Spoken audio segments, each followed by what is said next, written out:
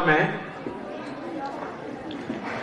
उपस्थित सभी सम्माननीय नागरिक बंधुओं, इस रेल कोच फैक्ट्री को चलाने वाले सभी संचालक साथियों, विवेकानंद विचार मंच और उसको आगे बढ़ाने वाले मेरे सभी सहयोगियों, मैं आप सबका बहुत आभारी हूं कि आपने शहीद आजम भगत सिंह के बलिदान दिवस की पूर्व संध्या पर इस कार्यक्रम का आयोजन किया और मुझे आपसे कुछ संवाद करने का, विचार प्रस्तुत करने का मौका मिला। मैं सबसे पहले धन्यवाद करता हूं, आभार व्यक्त करता हूं विवेकानंद विचार मंच का, जिन्होंने ये सब आयोजन किया। आपका विशेष आभार व्यक्त करता हूं कि आपने अपने घर में से आज का कुछ समय निकाला और यहां आप सब उपस्थित हुए। और मेरे सहयोगी श्री यज्ञदत्त जी, सुरेश भाई, राकेश जी, ये सब जो पिछले कई दिनों से मेरे साथ हैं, उनका भी आभारी हूं कि उन सबके सहयोग से मैं आपके साथ, आपके सम्मुख पहुंच सका। भारत देश में 6,32,000 क्रांतिकारी हैं जो शहीद हुए। 6,32,000 क्रांतिवीर थे जिन्होंने इस देश की आजादी के लिए शहादत दी। भगत सिंह उनके सर्वोच्च शिखर पर हैं, ऐसा पूरा देश मानता है। शहीद आजम का खिताब भगत सिंह को मिला, ऐसा पूरे देश की तरफ से उनकी ये भावना है। कल 23 मार्च को पूरा भारत देश उनकी शहादत का स्मरण करेगा, उनको श्रद्धांजलि देगा। भगत सिंह जी की शहादत के बारे में आप सब बहुत कुछ जानते हैं। छोटी सी एक जानकारी जो मैं आपसे शेयर करना चाहता हूं, क्योंकि श्री ब्रजमोहन जी ने जो जानकारियां दी उसके साथ वो कॉम्प्लीमेंट्री है, उन जानकारी को और आगे बढ़ाने वाली है। अंग्रेजों की सरकार ने 24 मार्च 1931 का दिन तय किया उनको फांसी देने का, लेकिन एक दिन पहले फांसी क्यों दी, उसकी कहानी अगर आप सब जाने तो बहुत अच्छा होगा। अंग्रेजों की सरकार ने सरदार भगत सिंह को एक दिन पहले ही क्यों फांसी के फंदे पर लटका दिया, बिना किसी को बताए, बिना किसी को जानकारी दिए हुए? क्यों अंग्रेजों की सरकार ने अपने ही कानून और नियम का उल्लंघन किया भगत सिंह जी को फांसी देने में? नियम और कानून का उल्लंघन क्या था?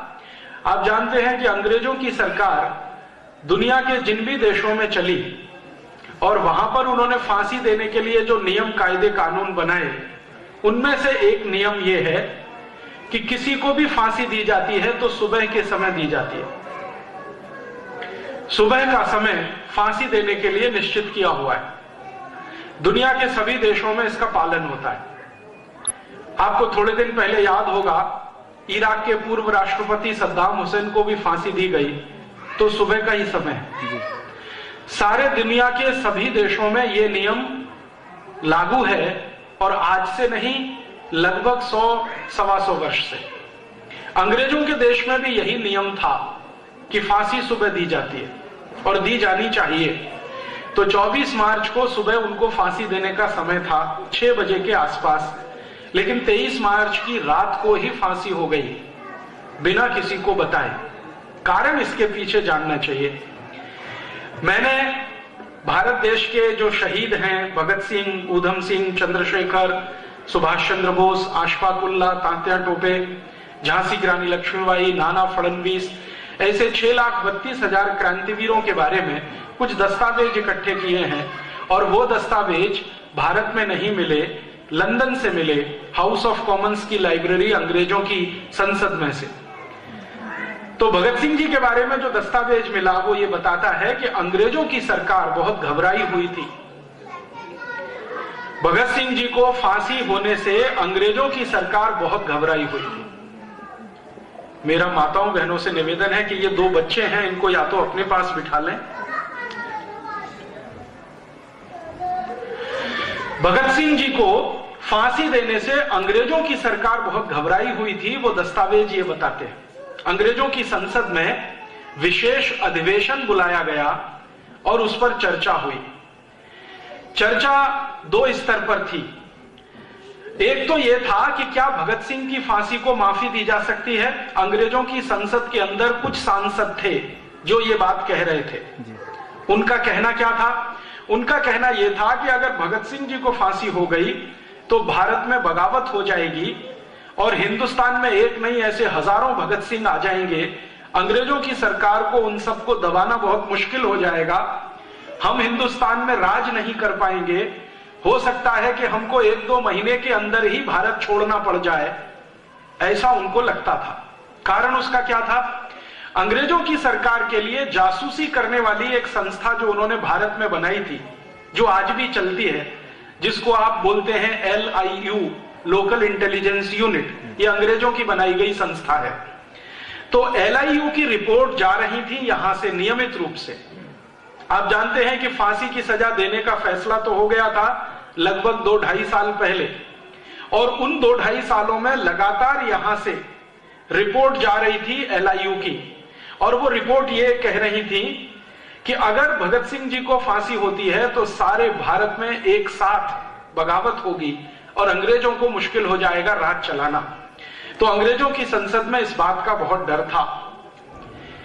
उसी समय संयोग से 1930 और 31 में महात्मा गांधी लंदन गए हुए थे अंग्रेजों की सरकार से वार्ता करने के लिए। अंग्रेजों का उस समय का जो सबसे बड़ा नेता था, व्यक्ति था, लीडर था, वो इरविन था। इरविन के साथ गांधी जी की बात जब चल रही थी तो इरविन ने गांधी जी को कहा कि आप अगर चाहें तो हम भगत सिंह की सजा को माफ कर सकते हैं। गांधी जी ने कहा बिना शर्त? तो उन्होंने कहा नहीं, बिना शर्त तो नहीं, शर्त है उसकी। शर्त क्या है? तो गांधी जी के सामने इरविन ने कहा कि देखिए, हमारी एक ही शर्त है कि आप भगत सिंह जी को निवेदन करें, अपील करें कि वो एक माफीनामा लिखें। Sorry, I am very sorry, मैंने अंग्रेजों के खिलाफ बगावत की है, मुझे इसका बहुत अफसोस है, दुख है, मैं आगे ऐसा कभी नहीं करूंगा। इस तरह का एक माफीनामा लिखें और भगत सिंह जी के हस्ताक्षर उस पर हों और मेरे सामने आप उसे प्रस्तुत करें। ये इरविन कह रहा है गांधी जी से। तो मैं अपनी संसद को कहूंगा कि वो एक स्वर से भगत सिंह की सजा को माफ करेंगे। गांधी जी ने कहा कि मैं ऐसी कोई भी शर्त मान नहीं सकता जिसके बारे में भगत सिंह जी का कंसेंट मेरे पास ना हो। तो इरविन ने कहा कि आप भगत सिंह जी का कंसेंट ले लीजिए, समय आपके पास है, 1 साल का वक्त है। तो गांधी जी ने कहा कि मैं अभी तुरंत थोड़ी 2-4 दिन की आपसे मोहलत चाहता हूं, मैं एक टेलीग्राम करूंगा, मेरे एक मित्र को टेलीग्राम करूंगा, वो लाहौर सेंट्रल जेल में भगत सिंह जी को मिलेगा और आपने जो कहा है मैं वो भगत सिंह जी तक पहुंचाने की कोशिश करूंगा। अगर बात बनती है तो हम इस पर आगे जाएंगे। गांधी जी ने एक टेलीग्राम किया। भारत देश के एक अच्छे व्यक्ति, महत्वपूर्ण व्यक्ति, उनका नाम था तेज बहादुर सप्रू। इलाहाबाद हाई कोर्ट में बहुत ऊंचे वकील माने जाते थे, कश्मीरी थे। गांधी जी का टेलीग्राम सप्रू जी के पास आया और कहा कि तुरंत जाओ लाहौर जेल में, भगत सिंह जी को मिलकर आओ और पूछो कि इरविन ऐसा कहता है कि आप एक माफीनामा लिखकर दो तो आपकी सजा फांसी की माफ की जा सकती है। सप्रू जी जब पहुंचे भगत सिंह जी को मिलने के लिए और ये जानकारी उन्होंने जब भगत सिंह जी के सामने दी तो उन्होंने कहा कि मुझे कोई भी शर्त अंग्रेजों की मंजूर नहीं है, मैं नहीं मानता कि मैंने कोई गलत काम किया है, इसलिए माफीनामा लिखने का कोई प्रश्न नहीं है। सप्रू जी ने एक दूसरे तरह से उनको समझाया कि भगत सिंह जी, अगर आपकी फांसी रुक जाएगी, आप जेल से छूट जाओगे, तो आपके जैसे कितने क्रांतिवीरों को आप ट्रेनिंग दे सकते हो, तैयार कर सकते हो, भारत की आजादी जल्दी आएगी। तो भगत सिंह जी ने उनकी बात को काटते हुए कहा कि नहीं, उल्टा होगा। अगर मैं छूट गया, मेरी फांसी की सजा माफ हो गई, मैंने ये माफीनामा लिखकर दे दिया, तो भारत में अंग्रेजों के खिलाफ बगावत का ये जो अभियान शुरू हुआ है, ये पूरा अभियान ही ठंडा पड़ जाएगा, दूसरा कोई भगत सिंह इसमें से निकलकर नहीं आएगा। सप्रू ने कहा क्यों? तो भगत सिंह ने कहा कि हिंदुस्तानियों की एक खासियत है, भारतवासियों की एक खासियत है कि वो मरने से नहीं डरते हैं, लेकिन मरने से पहले का जो दर्द होता है उसको वो सह नहीं सकते। ये बहुत गहरी बात उन्होंने कही। मरने से तो नहीं डरते हैं, 1 मिनट में मृत्यु आ जाए कोई हिंदुस्तानी को उससे फर्क नहीं पड़ता, लेकिन मृत्यु आने के पहले का जो दर्द होता है वो उनकी तकलीफ बढ़ा देता है। मैं भी ऐसा ही एक हिंदुस्तानी हूं, मैं मेरी तकलीफ बढ़ाना नहीं चाहता। मैं तय कर चुका हूं कि मुझे फांसी हो जाए, कोई फर्क नहीं पड़ता। सप्रू जी का दूसरी बार, तीसरी बार, 3 बार आना हुआ लाहौर सेंट्रल जेल में सिर्फ ये समझाने के लिए। उन्होंने देख लिया कि वो तैयार नहीं है और फिर सप्रू जी ने वापस गांधी जी को टेलीग्राम किया कि बापू, भगत सिंह जी का ये मानना है कि उनको फांसी हो जाए, वही भारत देश के लिए और उनके अपने संकल्प के लिए अच्छा है। आप लिहाजा इरविन के साथ कोई बात अगर करें तो माफीनामे का शब्द बीच में ना लाएं, क्योंकि वो लिखने को तैयार नहीं है और हम में से भी कोई नहीं चाहता कि वो माफीनामा लिख कर दें, क्योंकि मानते हैं हम उन्होंने कुछ गलत नहीं किया, उन्होंने अपने भारत की आजादी के लिए किया है। भारत इस समय ठंडा पड़ा हुआ है, शब्द पर ध्यान दीजिए। सप्रू जी का गांधी जी को टेलीग्राम कह रहे हैं भारत इस समय ठंडा पड़ा हुआ है। 1919 में एक ज्वाला उठी थी, जलियांवाला बाग हत्याकांड हुआ था, उसी समय हम चाहते तो अंग्रेजों को भारत से मार के भगा देते, लेकिन हमने उस अवसर का फायदा नहीं उठाया। ऐसी ही ज्वाला 1857 में उठी थी, भारतवासियों ने तब भी उसका पूरा लाभ नहीं उठाया। हम चाहते तो 1857 में अंग्रेजों को मारकर भगा देते। फिर वो कहते हैं ऐसी ही एक ज्वाला 1880 में उठी थी, हम चाहते तो 1880 में अंग्रेजों को मार भगा देते, लेकिन वो भी समय हमने गंवाया। अब फिर से ज्वाला उठने की तैयारी है, इसको ठंडा मत होने दीजिए और कृपया करके इरविन के साथ भगत सिंह जी के माफीनामे पर बातचीत बंद कर दीजिए। गांधी जी को टेलीग्राम मिला, लंदन में उन्होंने एक मीटिंग बुलाई। उस मीटिंग में वो सब क्रांतिवीर शामिल थे जो लंदन में रहकर भारत की आजादी की लड़ाई के लिए काम करते थे। उनके सबसे बड़े नेता थे श्यामजी कृष्ण वर्मा, आप सभी जानते हैं। उन्होंने एक बहुत बड़ा भवन बना के दिया लंदन में, जहां पर क्रांतिवीर जाते थे, इकट्ठे होते थे, ट्रेनिंग चलती थी, वैचारिक मंथन होता था, सोने ठहरने रहने का इंतजाम होता था। उसका नाम उन्होंने बहुत सुंदर रखा था, India house. India house Shyamji Krishna Verma ने अपने खुद के कमाए गए पैसे से बनाया था। इसी श्यामजी कृष्ण वर्मा के इंडिया हाउस में भगत सिंह जी के बारे में आखिरी मीटिंग हुई, जिसमें वो खुद मौजूद थे और उनके जैसे कई और क्रांतिकारी मौजूद थे। सबसे पूछा गया कि इरविन का प्रपोजल है, क्या करना है? तो उन्होंने कहा कि इरविन बहुत चालाक आदमी है और अंग्रेजों की सरकार बहुत खतरनाक है। भगत सिंह को माफीनामा वो देना चाहते हैं लिखवाकर, अपनी सुरक्षा के लिए, भारत की आजादी के लिए नहीं, क्योंकि अंग्रेजों को डर है कि अगर भगत सिंह को फांसी हुई तो बगावत इतनी बड़ी है, व्यवस्था उलट जाएगी। सेना में बगावत हो सकती है, आर्मी में बगावत हो सकती है, एयरफोर्स में बगावत हो सकती है, नेवी में बगावत हो सकती है, पुलिस में बगावत हो सकती है, क्योंकि आप जानते हैं कि भगत सिंह का मुकदमा जितने दिन इस देश में चला उतना ही उनकी लोकप्रियता बढ़ती चली गई। और भगत सिंह जी की लोकप्रियता भारत नहीं, भारत के बाहर जो रहने वाले भारतवासी थे वहां तक पहुंच गई। तो उस लोकप्रियता से अंग्रेज डरते थे, इसलिए उन्होंने संसद में एक विशेष बैठक बुलाई और उसमें उन्होंने फैसला किया कि अगर भगत सिंह जी को फांसी हुई तो उनके जो परिवार के लोग हैं, उनके जो मित्र हैं, रिश्तेदार हैं, वो उनका शरीर मांगेंगे, मृत शरीर मांगेंगे और उस मृत शरीर को जुलूस की तरह से वो एक प्रोसेशन के रूप में निकालेंगे, सम्मान सहित उनका अंतिम संस्कार करेंगे। और ऐसी भावना भड़केगी अंग्रेजों के खिलाफ कि शायद पंजाब से हमें भागना पड़ जाए, हो सकता है कि एक बहुत बड़ा भारत हमें खाली करना पड़ जाए। तो अंग्रेजों की संसद में जब ये सब तरफ से बहस हो गई, एलआईयू की रिपोर्ट भी आ गई और एलआईयू की आखिरी रिपोर्ट थी कि अगर भगत सिंह जी को फांसी होती है और उनका अंतिम संस्कार सम्मान के साथ नागरिकों को करने का मौका मिलता है, समय मिलता है, तो ये तय है कि पूरा पंजाब जलेगा और अंग्रेज सरकार बचा नहीं पाएगी अपने आप को, क्योंकि अंग्रेज सरकार के नीचे काम करने वाले जो हिंदुस्तानी हैं उन्होंने संकल्प ले रखा है कि वो बगावत शुरू करेंगे। एक एलआईयू ऑफिसर ने तो यहां तक लिख दिया कि 1857 में भारतवासियों से एक गलती हो गई थी, वो हमारे लिए बड़ी अच्छी हुई और भारतवासियों को भारी पड़ी। वो गलती क्या थी आप जानते हैं? 1857 का जो क्रांति वाला संग्राम था, उसको एक साथ शुरू करने का फैसला हुआ था और उसकी एक तारीख तय की गई थी। लेकिन हमारे भारत के अति उत्साही क्रांतिकारियों के कारण उस तारीख से लगभग 10-11 दिन पहले ही बगावत शुरू हो गई। तय हुआ था एक दिन, वो था 10 मई 1857, लेकिन कहीं पर 30 अप्रैल, कहीं पर 1 मई, कहीं पर 2 मई, इस तरह से अलग अलग बगावतें शुरू हो गई।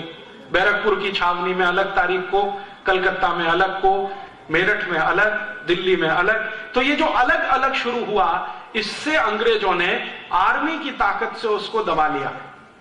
जो एक साथ 10 मई को शुरू होता तो अंग्रेजों की ताकत नहीं थी कि वो उसको दबा पाते। तो LIU के एक ऑफिसर ने लिखा ब्रिटिश पार्लियामेंट को कि जो गलती हो गई हिंदुस्तान के लोगों से 10 मई 1857 को, वो गलती अब वो ठीक करना चाहते हैं। भगत सिंह की फांसी का दिन तय किया हुआ है, उसी दिन सारे देश में एक साथ बगावत होगी अंग्रेजों के खिलाफ। तो आप कुछ ऐसा करिए कि ये बगावत ना होने पाए। तब अंग्रेजों की पार्लियामेंट में प्रस्ताव पारित करके भारत में अंग्रेजों के अधिकारियों को बोल दिया गया कि किसी भी तरीके से पता ना चले लोगों को, ऐसे करके फांसी दे दीजिए। तो यहां जेल के अधिकारियों ने लाहौर के सुपरिंटेंडेंट से कहा कि इसका एक ही विकल्प है कि हम एक दिन पहले रात में ही भगत सिंह को फांसी पर लटका दें। फिर सुपरिंटेंडेंट ने पूछा तो फिर उसने कहा कि फांसी पर लटकाने के 2-3 मिनट में मृत्यु हो जाएगी, हम उनके शव को लेके जाएंगे और जेल के बाहर कहीं भी कोई स्थान पर आग लगा के जला देंगे, रात भर में शव जल जाएगा, सुबह तक लोग जब आएंगे फांसी के समय पर, तब तक उनको राख मिलेगी। इस चालाकी और कुटिलता के साथ 23 मार्च की रात को उनको फांसी पर लटका दिया। और जैसे ही फांसी पर लटकाया तो मृत्यु होने के बाद उनके शव को एक ट्रक में रखकर जेल से बाहर निकाला और उस ट्रक को चलाने वाला जो ड्राइवर था उसको बताया नहीं गया कि इसमें क्या जा रहा है। उसको यह कहा गया कि तुमको ये ट्रक लेके जाना है, पीछे ट्रक में कुछ लोग बैठे हैं, उनसे बात नहीं करनी है, वो कुछ काम करेंगे, आपको उनके साथ कुछ सहयोग करना है, संवाद नहीं करना है। ट्रक के ड्राइवर को शक हो गया कि ऐसा क्या है कि मैं बात नहीं कर सकता।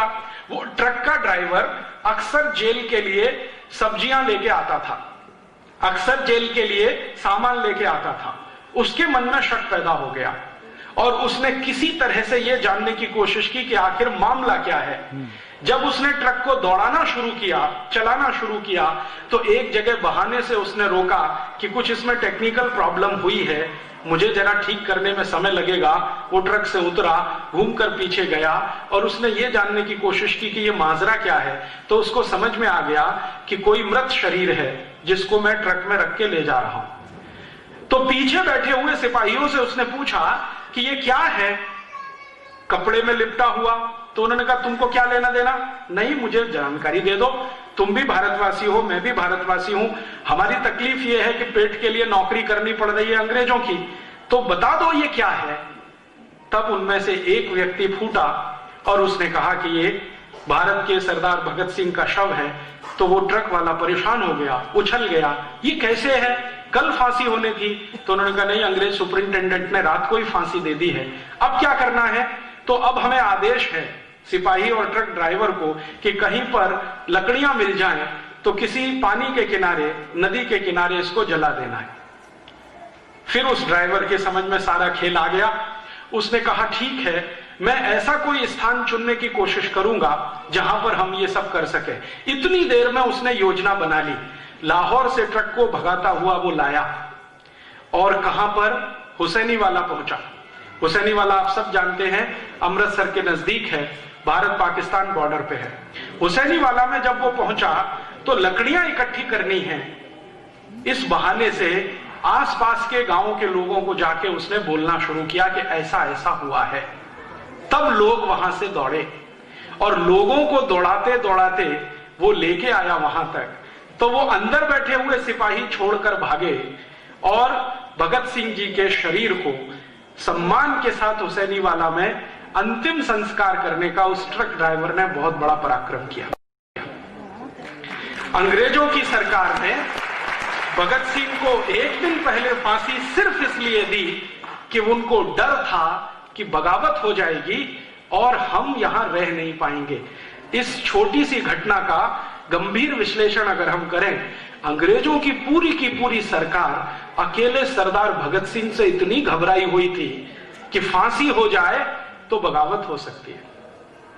घबराहट इतनी अधिक थी अंग्रेजों में एक भगत सिंह के कारण। और संसद में जब जब भगत सिंह के बारे में चर्चा हुई तो अंग्रेज अधिकारी जिन्होंने भगत सिंह को नजदीक से देखा वो कहते थे कि वो आदमी है, मरने से नहीं डरता है। और ऐसे हिंदुस्तान में लाखों क्रांतिकारी हैं जो मरने से नहीं डरते हैं। हिंदुस्तानियों को मरने का डर दिखाकर गुलाम बनाना बहुत मुश्किल है, कोई और रास्ते हमको तलाशने पड़ेंगे।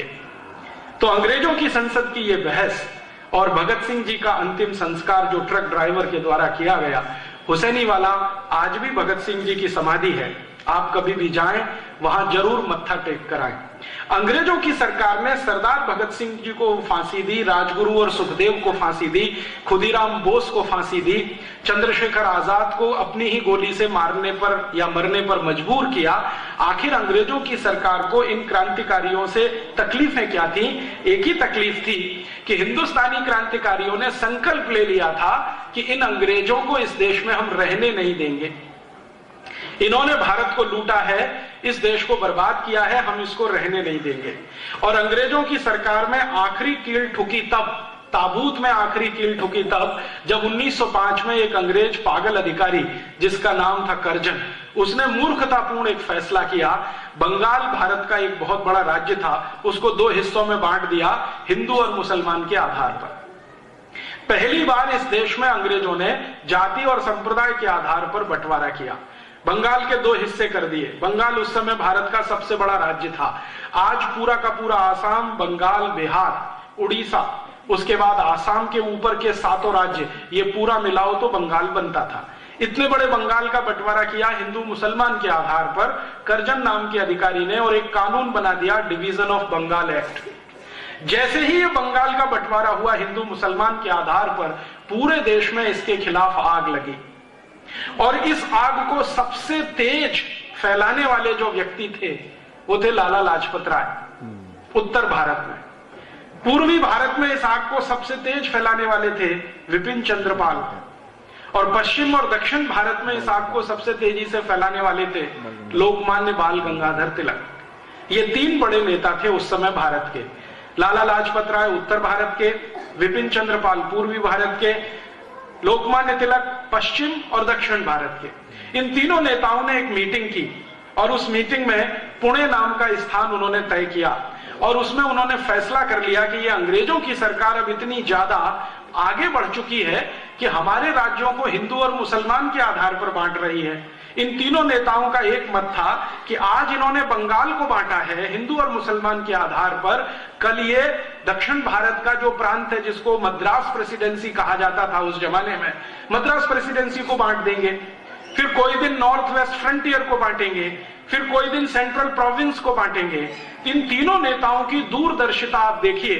1905 में ये तीनों कह रहे हैं कि फिर किसी दिन भारत को ही बांट देंगे, इसलिए पूरी ताकत लगाकर अंग्रेजों का विरोध होना चाहिए। तो लाला लाजपत राय ने उत्तर भारत में कमान संभाली, विपिन चंद्र पाल ने पूर्वी भारत में कमान संभाली, और पश्चिम और दक्षिण भारत में लोकमान्य तिलक ने कमान संभाली, और पूरे देश में अंग्रेजों के खिलाफ एक माहौल खड़ा किया। और उस माहौल का सबसे बड़ा प्रतीक चिन्ह था, जहां जहां ये नेता जाते थे अंग्रेजी सामानों की होली जलाते थे, अंग्रेजी कपड़ों को जलवाते थे, और उनका सबको एक ही निवेदन था कि अंग्रेज भारत को बांट रहे हैं, लूट रहे हैं, शोषण कर रहे हैं, तो इनका कोई माल मत खरीदो, इनको किसी भी तरह का सहयोग मत दो, इनको किसी भी तरह का सहकार मत करो। तो भारत में एक जबरदस्त आंदोलन खड़ा हो गया और उस आंदोलन का नाम स्वदेशी आंदोलन था। इस स्वदेशी आंदोलन की आग 1905 से लगना शुरू हुई। धीरे धीरे इसमें क्रांतिकारियों ने इकट्ठा होना शुरू हुआ। आप सोचो, 3 बड़े नेताओं ने फैसला लिया कि हमें यह आंदोलन पूरे भारत में फैलाना है 1905 में, और 1911 तक आते आते इन 3 नेताओं के पास 1,24,00,000 कार्यकर्ताओं की फौज थी, मात्र 6 साल में।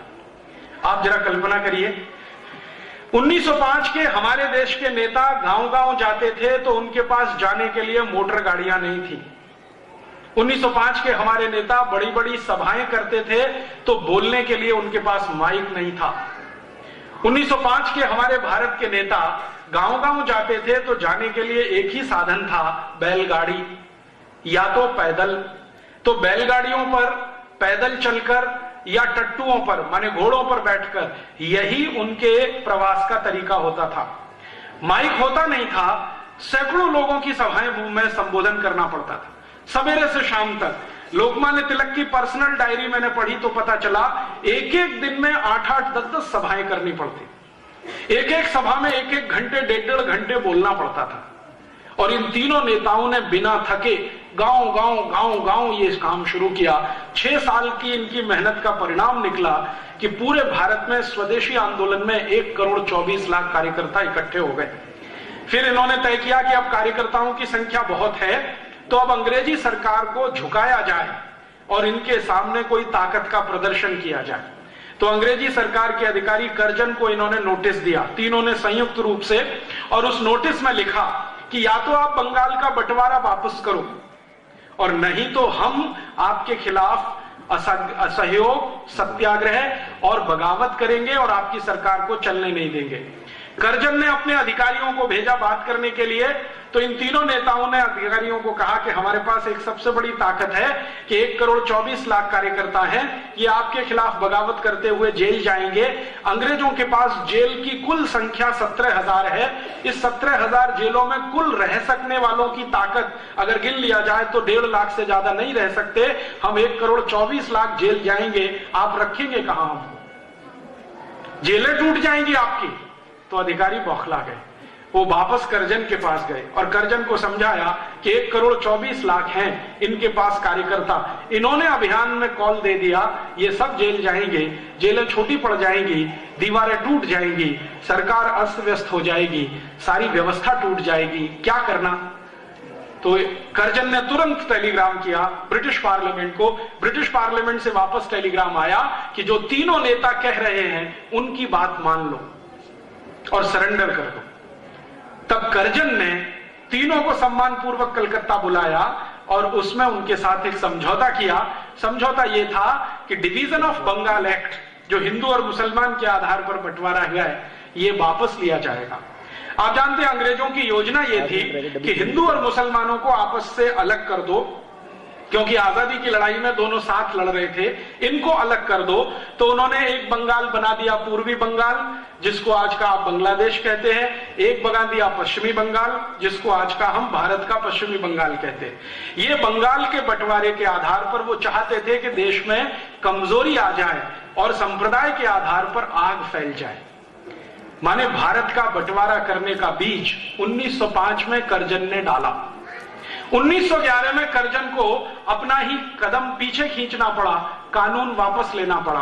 कानून जैसे ही वापस आया, पूरे भारत में खुशी की लहर दौड़ गई और भारतवासियों में एक आत्मविश्वास आया कि हम अंग्रेज सरकार को झुका सकते हैं और उसको सरेंडर करा सकते हैं, बनिस्बत कि हम एक रहें। तो उसी दिन से अंग्रेज सरकार रात दिन योजना बनाती रही कि कैसे भारतवासियों को तोड़ा जाए और कैसे भारतवासियों को फिर से अलग किया जाए। और उसी तोड़ने और अलग करने का नतीजा यह था कि अंग्रेजों की सरकार ने भारत के अंदर एक ऐसा आदमी खोजा जो उनके इस काम को आसान करे, और उस आदमी का नाम था मोहम्मद अली जिन्ना। मोहम्मद अली जिन्ना लंदन में पढ़ रहा था उस समय, कॉलेज उनका था हैरिस कॉलेज, वहां पर वो पढ़ाई करता था। पढ़ाई करते समय उनकी नजर पड़ी, अंग्रेजों ने तय कर लिया कि इस आदमी को हम भारत में मुस्लिम लीडर के रूप में प्रमोट करेंगे और इसकी मदद से अपनी नीतियों को भारत में लागू कराएंगे। मोहम्मद अली जिन्ना को हमेशा अपने कंट्रोल में रखने के लिए अंग्रेजों ने उसके पीछे एक बहुत बड़ी चाल खेली। आप जानते हैं कि अंग्रेजों की कौम दुनिया में सबसे निकृष्ट है। कभी भी कानूनी काम करना हो, उससे भी कई गुना नीचे गिरकर गैर कानूनी काम भी वो कर सकते हैं। किसी राजा के साथ भारत में उन्होंने संधि की, अगले ही दिन उस संधि से पलट सकते हैं। तो जिन्ना को प्रमोट करने का तय किया और उसके पीछे अपना एक पिल्लू छोड़ दिया या एक एजेंट लगा दिया। उस एजेंट का नाम था एडविना। उस एजेंट का नाम था एडविना। बाद में यही एडविना माउंटबेटन की पत्नी बनाई गई और उसको भारत में उन्होंने भेजा था। बीच का किस्सा यह है कि लगा दिया जिन्ना के पीछे एडविना को। एडविना भी उसी कॉलेज की विद्यार्थी थी, लॉ में पढ़ती थी जिसमें जिन्ना पढ़ता था। और कुछ संयोग ऐसा हुआ या दुर्योग ऐसा हुआ कि जहां उन्होंने लगा दिया जिन्ना के पीछे एडविना को और जिन्ना को पता नहीं, वहीं उसी समय नेहरू जी भी पढ़ाई किया करते थे हैरिस कॉलेज में, पंडित जवाहरलाल नेहरू। और पंडित जवाहरलाल नेहरू जो हैरिस कॉलेज में पढ़ा करते थे, जिन्ना के साथ कभी कभी चाय कॉफी पिया करते थे। धीरे धीरे इस एडविना ने नेहरू और जिन्ना दोनों को शराब पीना सिखाया और दोनों को धीरे धीरे आगे बढ़ाया। अंग्रेजों की पॉलिसी थी कि दोनों को पैम्परिंग करते रहना है, दोनों को थपथपाते रहना है। थोड़े दिन के बाद जब इनकी पढ़ाई पूरी हुई, ये वापस आए, तो एडविना इनके साथ लग चुकी थी। शादी तो उसकी बाद में हुई है, पहले वो लग चुकी थी। एडविना को ब्रिटिश पार्लियामेंट ने एक स्पेशल ऑफिसर बना के एक बहुत बड़ी पोस्ट देकर, सीक्रेट एजेंसी के जैसे एक पोस्ट बनाकर हिंदुस्तान में लगा दिया और उसको कहा गया कि एक ही काम करना है, जिन्ना को प्रमोट करते हुए, पैम्परिंग करते हुए मुसलमानों का नेता घोषित करवाना है। जिन्ना भारत आ गया पढ़ाई पूरी करके। फिर उसके बाद अंग्रेजी अखबार जो यहां छपा करते थे हिंदुस्तान में, उन अंग्रेजी अखबारों में जिन्ना के बड़े बड़े बयान, एक छोटी सी बात कहे तो उसको बड़ा करके छापना, फोटो के साथ छापना, ये सब कहानी उन्होंने शुरू की। जिन्ना को लगा कि वो बहुत बड़ा लीडर है। वो दिल्ली में एक छोटा सा स्टेटमेंट करता था।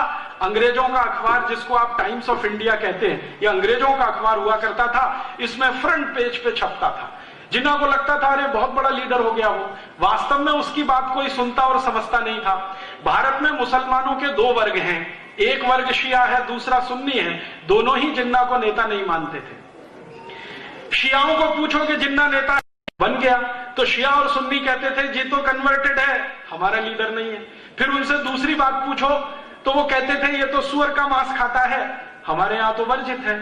फिर उसको पूछो तीसरी बात तो ये तो शराब पीता है, हम मुसलमान तो शराब नहीं पीते। और सबसे बड़ा ऑब्जेक्शन था, जिन्ना का परिवार ब्याज पर पैसे दिया करता था, ये उनका मुख्य बिजनेस था। आप जानते हैं कि मुसलमान ब्याज पर पैसा लेना देना पसंद नहीं करते। तो वो कहते थे ये मुसलमान कहां से है। तो हिंदुस्तान का शिया और सुन्नी समाज जिन्ना को लीडर कभी मानता नहीं था, लेकिन अंग्रेज जबरदस्ती उसको मुसलमानों का नेता है ऐसा करके पैम्परिंग किया करते थे।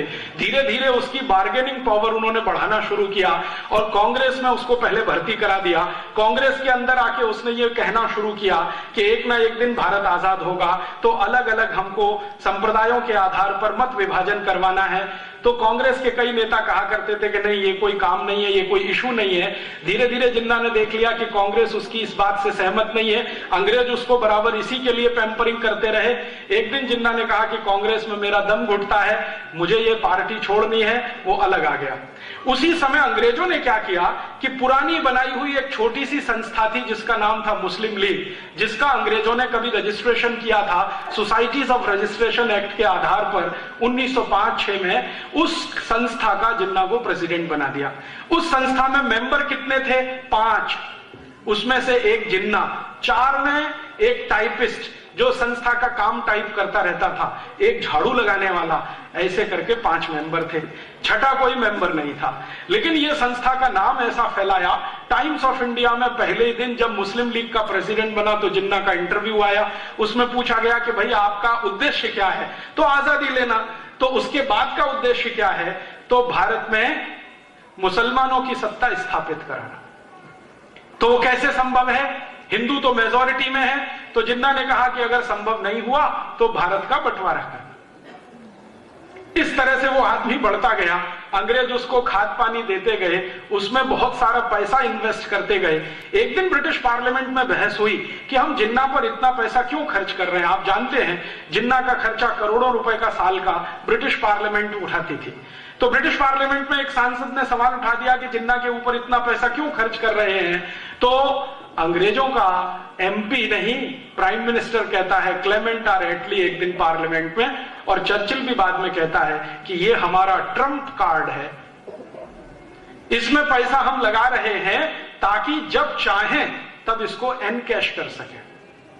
और ये बात 1939 में कही विंस्टन चर्चिल ने, 1942 में कही क्लेमेंट आर एटली ने कि ये हमारा ट्रम्प कार्ड है, और सच में उन्होंने उसको ट्रम्प कार्ड की तरह से इस्तेमाल किया। 1942 का भारत छोड़ो आंदोलन जब सफल हो गया और अंग्रेजों ने देख लिया कि भारत के क्रांतिकारियों में बहुत बड़ी लहर पैदा हो गई है, भारत छोड़कर जाना ही पड़ेगा, और उससे भी ज्यादा महत्वपूर्ण बात यह थी कि सेकेंड वर्ल्ड वॉर में अंग्रेजों की इतनी पिटाई हो चुकी थी कि उनकी पूरी की पूरी कमर टूट गई थी, आर्थिक रूप से वो बहुत कमजोर हो गए थे, कारखाने उनके बहुत बुरी तरह से बंद हो गए थे, क्योंकि एक तो मंदी चल रही थी इंग्लैंड में और ऊपर से सेकेंड वर्ल्ड वॉर लड़ना पड़ा। सामने जो उनका दुश्मन था हिटलर, वो बहुत ताकतवर था, इसलिए अंग्रेजों की कमर टूटी हुई थी। तो उन्होंने कहा अब ये दो देशों को हम संभाल पाए ये संभव नहीं है, भारत को छोड़ना ही पड़ेगा अगर हम अपने को बचाना चाहते। तो उन्होंने 1942 के अंत में ही तय कर लिया था कि अब हम भारत को छोड़ देंगे। बाद में घोषणा भी कर दी 45 में कि भारत को छोड़ देंगे। जैसे ही भारत को छोड़ने की बात आई तो जिन्ना को फिर आगे कर दिया कि अब तुम डिमांड करो। जिन्ना ने कहा कि ठीक है, मुझे पाकिस्तान चाहिए, पाकिस्तान चाहिए, इससे कम पर कोई समझौता हो सकता है। कांग्रेस के नेताओं ने जिन्ना से पूछा तो उसने कहा हां हो सकता है। क्या हो सकता है? मुझे भारत का प्रधानमंत्री बना दो, इस पे समझौता हो सकता है। तो कांग्रेस के नेताओं ने पूछा कि अगर तुम प्रधानमंत्री बनो तो पाकिस्तान छोड़ दोगे? हां छोड़ दूंगा, मुझे प्रधानमंत्री बना दो, मैं पाकिस्तान की मांग छोड़ दूंगा। कांग्रेस वर्किंग कमेटी की मीटिंग हुई, उसमें यह बात रखी गई कि जिन्ना बोलता है कि उसको प्रधानमंत्री बनाना है, तो नेहरू जी ने कहा कि मैं उसको प्रधानमंत्री तो क्या अपने ऑफिस का चपरासी नहीं बना सकता। तो कांग्रेस वर्किंग कमेटी के नेताओं ने कहा कि आप उसके साथ इतनी घृणा क्यों है?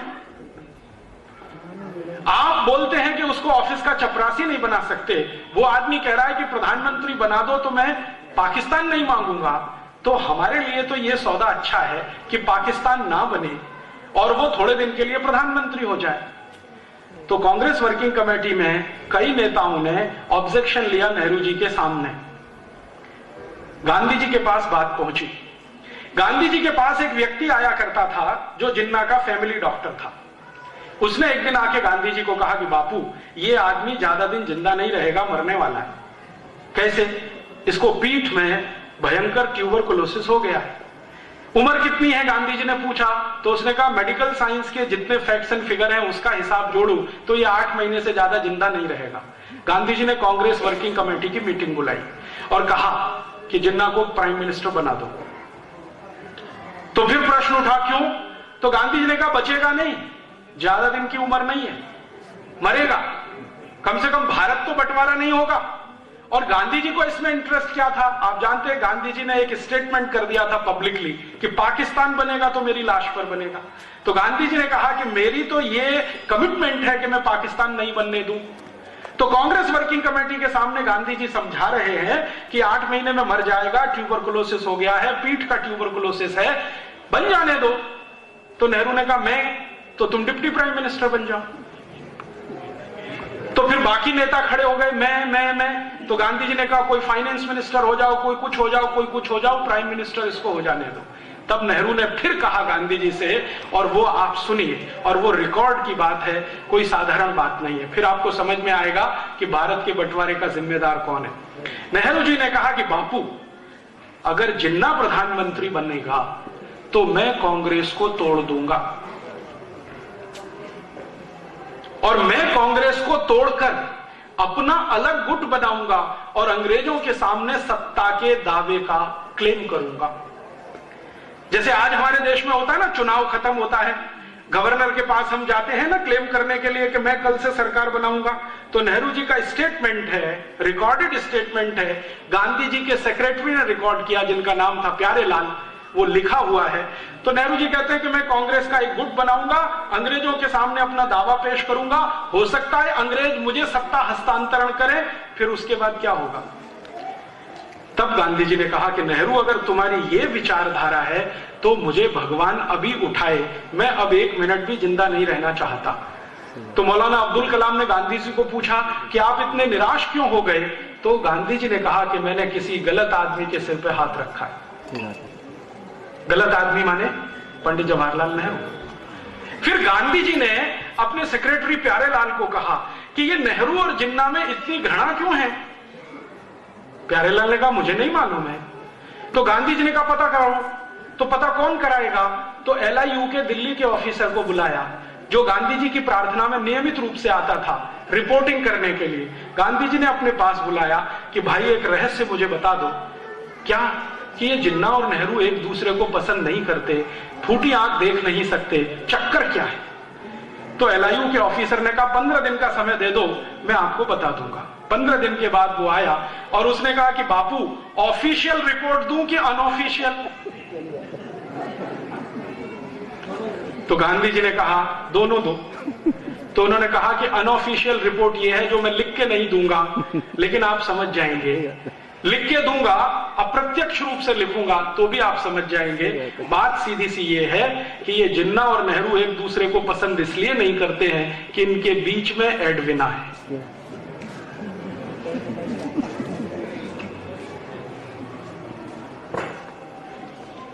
अब आप इसमें से अगर निष्कर्ष निकालना चाहें तो भारत का बंटवारा एक स्त्री के कारण हुआ, एक औरत के कारण हुआ, और वो थी एडविना। नेहरू भी उससे लगा हुआ, जिन्ना भी लगा हुआ, और एडविना इतनी चालाक दोनों को हैंडल करती थी, दोनों को हैंडल करती, और इन दोनों को तैयार किया उसने, नेहरू को और जिन्ना को, दोनों को। आपको एक घटना सुनाता हूं जो आर्काइव्स के रिकॉर्ड में दर्ज है। किसी दिन ये रिकॉर्ड्स खुलेंगे तो देश में विस्फोट होगा। 3 जुलाई 1947 को एडविना और उसका पति, तथाकथित पति, सो कॉल्ड माउंटबेटन, क्योंकि माउंटबेटन एडविना के साथ कभी बेडरूम में सोया नहीं जितने दिन वो भारत में रहा। तो कौन सोता था आप सब जानते हैं। माउंटबेटन तथाकथित पति एडविना का 3 जुलाई 1947 को अपनी पत्नी को बुलाता है और कहता है कि मैं जा रहा हूं शिमला। क्यों जा रहे हैं? अंग्रेजों के यहां से चिट्ठी आ गई है पार्लियामेंट से कि जल्दी से भारत का बंटवारा करने के लिए तैयारी करो, दोनों देशों को अलग अलग करना है। चिट्ठी आ गई है, मुझे इस पर कुछ काम करना है। तो एडविना ने पूछा काम क्या करना है? तो उनका मैं जा रहा हूं शिमला, तुम दोनों को लेके मेरे पीछे आओ। दोनों माने नेहरू और जिन्ना, इसको लेके आओ। तो एक ही दिन लाना है? नहीं नहीं, अलग अलग दिन लाना है। तो पहले पहुंच गया माउंटबेटन, पीछे से एक दिन लेके गई वो नेहरू को। नेहरू को शाम को ही इशारे इशारे में कहा गया कि आपको बंटवारे के पेपर्स पर हस्ताक्षर करने हैं। नेहरू ने कहा कि मैं नहीं कर सकता। क्यों नहीं कर सकते? तो कांग्रेस वर्किंग कमेटी में मुझे पूछना पड़ेगा। तो कांग्रेस वर्किंग कमेटी में बाद में कहना, पहले हस्ताक्षर कर दो। तो नेहरू ने कहा नहीं। और ये सब थोड़ी देर चला वार्तालाप। थोड़ी देर के बाद एडविना ने आर्म ट्विस्टिंग किया, और वो आर्म ट्विस्टिंग ये था कि मिस्टर नेहरू, अगर आप अभी साइन नहीं करते हैं तो मुझे कुछ फोटोग्राफ्स भारत की प्रेस में रिलीज करने पड़ेंगे। सही बात है। और वो फोटोग्राफ्स क्या थे? एडविना के साथ शराब पीते हुए, एडविना के साथ डांस करते हुए, एडविना के साथ पता नहीं क्या क्या करते हुए। एडविना इतनी चालाक महिला थी कि अंतरंग क्षणों को उसने फोटोग्राफी से उतरवा के रखा हुआ था, कभी भी इस्तेमाल करने के लिए। नेहरू जी परेशान हो गए कि अगर ये फोटोग्राफ्स रिलीज हो गए तो क्या होगा। इमीडिएट वो तैयार हुए और 3 जुलाई को सवेरे 2:30 बजे उन्होंने सिग्नेचर कर दिए। दिल्ली भागकर आए, कांग्रेस वर्किंग कमेटी की मीटिंग बुलाई और कहा कि मैंने तो भारत का बंटवारा स्वीकार कर लिया। तो कांग्रेस वाले परेशान हो गए कि आपने बिना हमसे पूछे। तो उन्होंने कहा हाँ, परिस्थिति कुछ ऐसी थी कि मैंने वो बंटवारा स्वीकार कर लिया। क्या परिस्थिति थी, तो सच नहीं बताया, बताया कि वो जिन्ना अड़ा हुआ था और भारत के साथ बार्गेनिंग करने की कोशिश कर रहा था, इतना एरिया मुझे पाकिस्तान में दो, ये सब बातें बता के वर्किंग कमेटी को कन्विंस किया। तो वर्किंग कमेटी ने कहा कि गांधी जी को बताया, तो उन्होंने कहा गांधी जी को बताने की जरूरत नहीं है। क्यों जरूरत नहीं है? तो नेहरू जी का सेंटेंस सुनिए, ये बुढ़ा खूसट, इसका दिमाग खराब हो गया है, इसको बताने से क्या फायदा। लेकिन बात तो पहुंची गई गांधी जी तक। गांधी जी ने फिर वर्किंग कमेटी की मीटिंग बुलाई और इस वर्किंग कमेटी की मीटिंग में आखिरी बार उन्होंने कहा कि देखो, नेहरू ने हस्ताक्षर तो कर दिए हैं, लेकिन मैं भारत के नागरिकों की तरफ से इसको मान्यता अगर ना दूं तो अंग्रेजों की सरकार परेशान हो जाएगी, लेकिन तुम सब तय कर लो कि नेहरू को रखना है या बाहर करना है। तो वर्किंग कमेटी में फूट पड़ गई, कुछ लोगों ने समर्थन कर दिया, कुछ लोगों ने विरोध कर दिया। सरदार पटेल उस समय खामोश हो गए, मौन हो गए, उन्होंने अपना ओपिनियन नहीं बताया, तो कई लोगों ने उसका अपना अपना अलग अर्थ लगाया। फिर गांधी जी ने कहा कि फिर ठीक है, तुमको जो करना है वो करो, मेरे पास आज से आना बंद कर दो। वो आखिरी दिन था। उसके बाद गांधी जी ने कांग्रेस वर्किंग कमेटी की मीटिंग में जाना और उनको अपने पास बुलाना बंद कर दिया और उसके 10-12 दिन के अंदर 3 जुलाई से लेकर 17 जुलाई 1947 के बीच में इन्होंने बहुत सारे वो काम कर दिए कि बंटवारे में कौन सा हिस्सा पाकिस्तान जाएगा, कौन सा भारत रहेगा, आर्मी का बंटवारा कैसे होगा, लोगों का बंटवारा कैसे होगा, पैसे का बंटवारा कैसे होगा, वो सब फॉर्मूले तय कर लिए। अंग्रेजों ने एक अधिकारी भेज दिया, उस अधिकारी ने बाउंड्री लाइन तय कर लिया और उसके बाद सब कुछ तय होकर 14 अगस्त रात 12 बजे उन्होंने भारत को तथाकथित आजाद कर दिया, 2 टुकड़े करके, भारत और पाकिस्तान। मैं आपसे बहुत विनम्रता पूर्वक कहने आया वो ये कि भारत और पाकिस्तान का बंटवारा कोई वैचारिक आंदोलन का परिणाम नहीं था। भारत और पाकिस्तान का बंटवारा कोई बहुत बड़े युद्ध क्रांति का परिणाम नहीं था। भारत और पाकिस्तान का बंटवारा 2 नेताओं के चरित्र से उतर जाने का दुष्परिणाम था।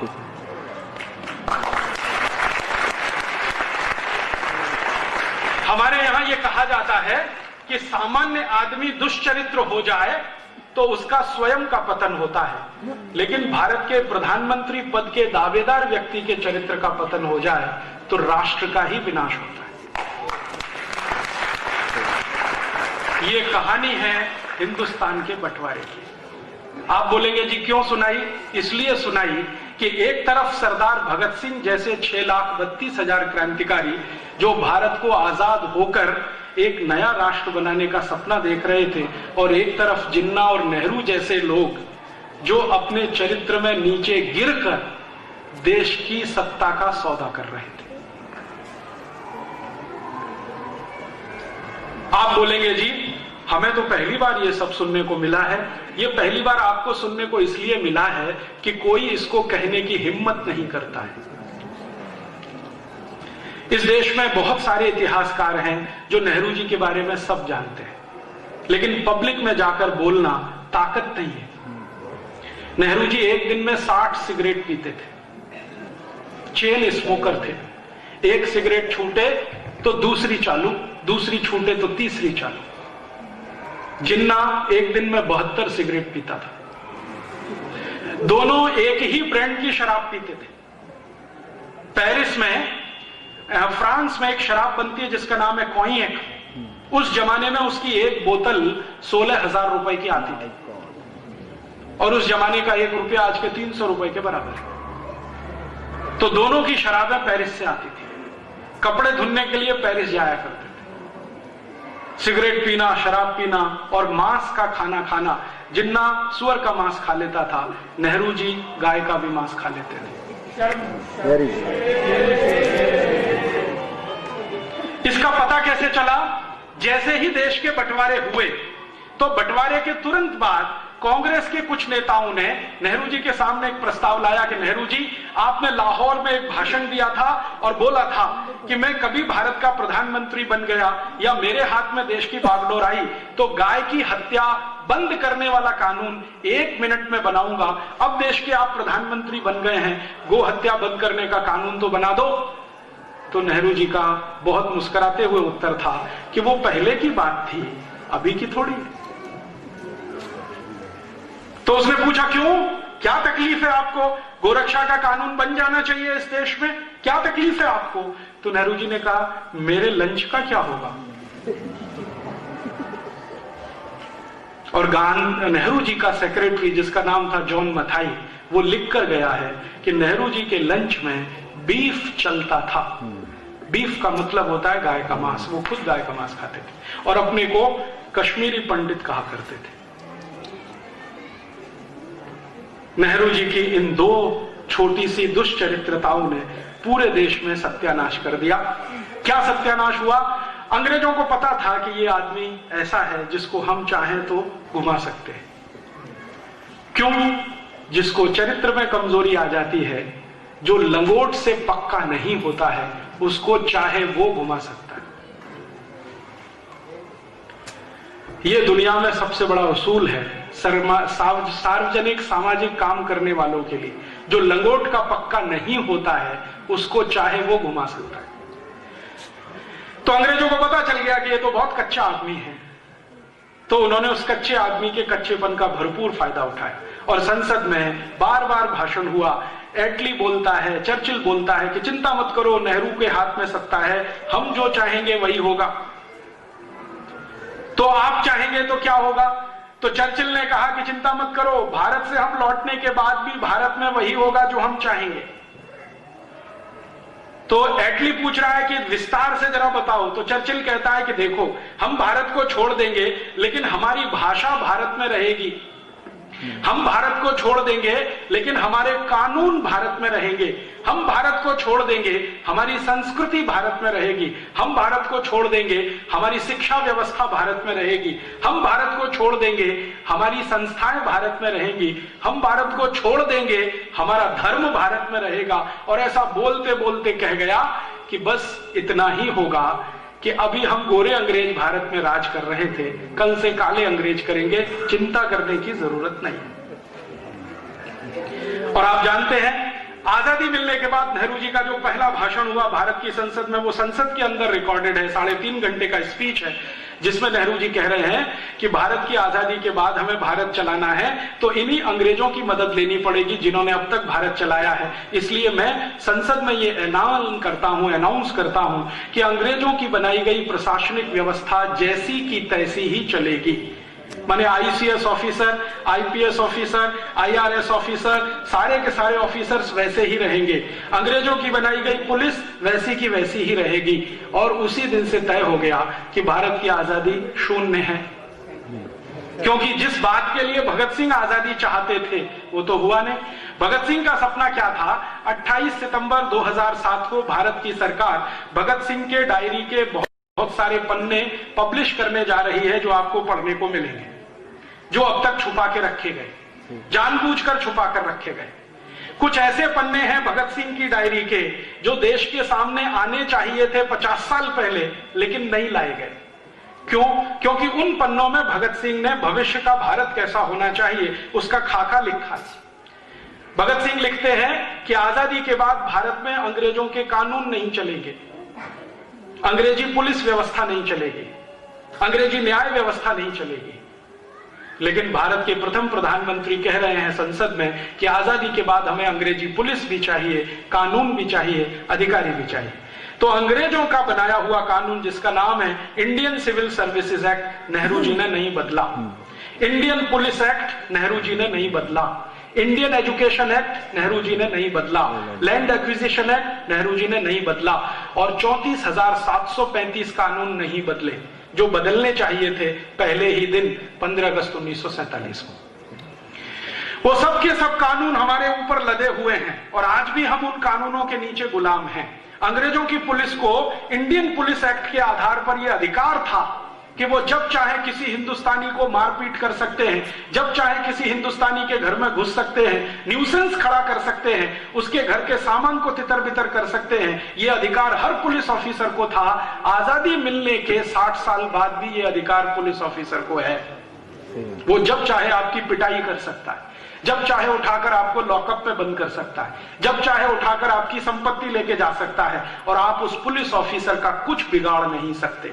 अगर वो आपको एनकाउंटर में मार दे तो आप उसका कुछ नहीं कर सकते। आप जानते हैं बहुत सारे पुलिस ऑफिसर इसी ताकत का दुरुपयोग करते हैं, पंजाब में, जम्मू कश्मीर में, नंदीग्राम बंगाल में, और उस दुरुपयोग का अंतिम दुष्परिणाम होता है कि समाज के अंदर पुलिस के खिलाफ एक बगावत की भावना होती है जो कभी कभी किसी गलत रास्ते पे मुड़ जाती है।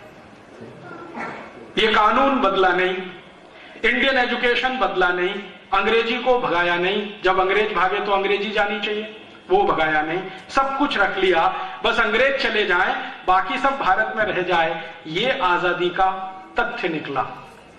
भगत सिंह का सपना था कि अंग्रेज के साथ अंग्रेजियत जाए इस देश में से, अंग्रेजों के साथ अंग्रेजियत जाए, ये भगत सिंह का सपना था। लेकिन आजादी के बाद भारत के प्रधानमंत्री पहले पंडित नेहरू ने अंग्रेजों को विदा किया, अंग्रेजियत को संभाल के रख लिया। दुष्परिणाम क्या हुआ उसका? अंग्रेज जब भारत छोड़कर गए तो भारत में गाय का कत्ल करने के लिए 350 कत्ल खाने होते थे। अब अंग्रेजों के जाने के 60 साल के बाद इस देश में 36,000 कत्ल खाने हो गए गाय का कत्ल करने वाले। जब अंग्रेज हिंदुस्तान छोड़कर गए थे तो एक साल में 30,000 गाय कटती थी। अब अंग्रेजों के 60 साल के बाद इस देश में एक दिन में 30,000 गाय कट जाती है। ये हमने विकास किया। अंग्रेज जब इस देश को छोड़कर गए थे तो गाय का मांस अंग्रेजों की पुलिस खाती थी और अंग्रेजों की सेना खाती थी। अंग्रेजों के चले जाने के 60 साल के बाद भारत की गायों का मांस दुनिया के तमाम लोग खा रहे हैं। यहां से गाय का मांस एक्सपोर्ट किया जा रहा है। अंग्रेजों के जमाने में ये जो कानून नहीं बदला सरकार ने, अंग्रेजों के जाने के बाद भी नहीं बदला, उसका आज दुष्परिणाम ये है कि गाय के एक एक साल के बछड़े, 2-2 साल के बछड़े रात दिन काटे जाते हैं, ट्रक के ट्रक भर के कत्ल खानों में भेजे जाते हैं। किसी कत्ल खाने के सामने आप जाके 10 मिनट खड़े नहीं हो सकते। पंजाब से गायों का इतना कत्ल हुआ है कि देशी गाय ही दिखाई नहीं देती इस पूरे पंजाब में। पंजाब के मैं जितने भी गांव में आज तक गया हूं, किसी भी गांव में देशी गाय का दर्शन नहीं मिला। हिंदुस्तानी गाय, थरपारकर, साहिवाल, कांकरेजी, लाल सिंधी, सफेद सिंधी, राठी, ये सब भारत की गाय है, कहीं दिखने को नहीं मिलती है। जो पंजाब में दिखाई देती है वो सब अमरीकी गाय, होलेस्टियन, फ्रीजियन, जिसको अंग्रेजों ने लाकर यहां छोड़ा और हिंदुस्तानी गाय को साफ करा दिया। और ये सिर्फ पंजाब का हाल नहीं है, पूरे हिंदुस्तान में यही हो रहा है। देशी गाय का बड़े पैमाने पर कत्ल। अंग्रेजों का तर्क ये था कि गाय का मांस खाने में बहुत स्वादिष्ट है। आज हमारे देश में जो काले अंग्रेज चला रहे हैं सरकार को, वो भी यही कहते हैं कि गाय का मांस खाने में बहुत स्वादिष्ट है, इसलिए गाय का कत्ल बंद नहीं हो सकता, चालू रहेगा। अंग्रेजों ने एक कॉन्वेंट स्कूल खोला था कलकत्ता में 1760 में। अब हिंदुस्तान में हजारों कॉन्वेंट स्कूल गली गली में हैं। और मुझे ये कहते हुए बहुत शर्म आती है कि हिंदुस्तान में बजरंगबली कॉन्वेंट स्कूल भी है। My God. सरस्वती माता कॉन्वेंट स्कूल भी है इस देश। आज तक मेरे समझ में नहीं आया बजरंगबली का कॉन्वेंट से क्या कनेक्शन।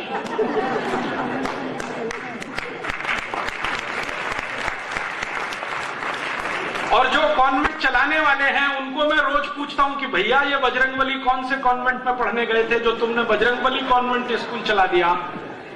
तो कहते हैं राजीव भाई, कुछ भारत का कुछ अंग्रेजों का ये खिचड़ी है, मिक्सचर है। बजरंगबली भारत के, कॉन्वेंट अंग्रेजों का, वो चला रहे। सोचते नहीं, समझते नहीं, विचार करते नहीं कि ये कॉन्वेंट स्कूल हमारे लिए जरूरी है। अंग्रेज कॉन्वेंट स्कूल चलाते हैं, यूरोप में कॉन्वेंट स्कूल चलते हैं, उसका इतिहास आप जानते हैं। यूरोप में पिछले 2500 साल से एक परंपरा चल रही है, जो खराब और अच्छी है वो आप तय करिए, मैं सिर्फ परंपरा बताता हूं कि 70% समाज के स्त्री और पुरुष शादी नहीं करते। ये 2500 साल पुरानी परंपरा है यूरोप की, शादी नहीं करते, लेकिन बिना शादी के साथ में रहते। इसको एक नाम दे दिया है लिव इन रिलेशनशिप। पति पत्नी नहीं बनते ऑफिशियली, लेकिन बिना ऑफिशियली पति पत्नी बने हुए पति पत्नी की तरह से रहते हैं, तो बच्चे तो पैदा होते ही हैं। अब ऐसे पति पत्नी जो शादी करते नहीं और बच्चे आ गए, वो कहते हैं बाई एक्सीडेंट आ गए। हमने तो बच्चे लाने की प्लानिंग की नहीं थी, वो तो एक्सीडेंट से आ गए। तो ऐसे बच्चों को सरकार पालती है, क्योंकि पति पत्नी नहीं पाल सकते। और उन बच्चों को पालने के लिए चर्च को फंड दिया जाता है। चर्च उस पैसे से कॉन्वेंट स्कूल चलाता है। कॉन्वेंट का अंग्रेजी में मतलब होता है लावारिस बच्चों का स्कूल। आप चाहें तो ऑक्सफोर्ड डिक्शनरी खोलिए, वेबस्टर डिक्शनरी खोलिए और CONVENT का मतलब देख लीजिए। CONVENT का मतलब है लावारिस बच्चों का स्कूल, जिनके बाप का पता नहीं, जिनकी अम्मा का पता नहीं, ऐसे बच्चों का स्कूल।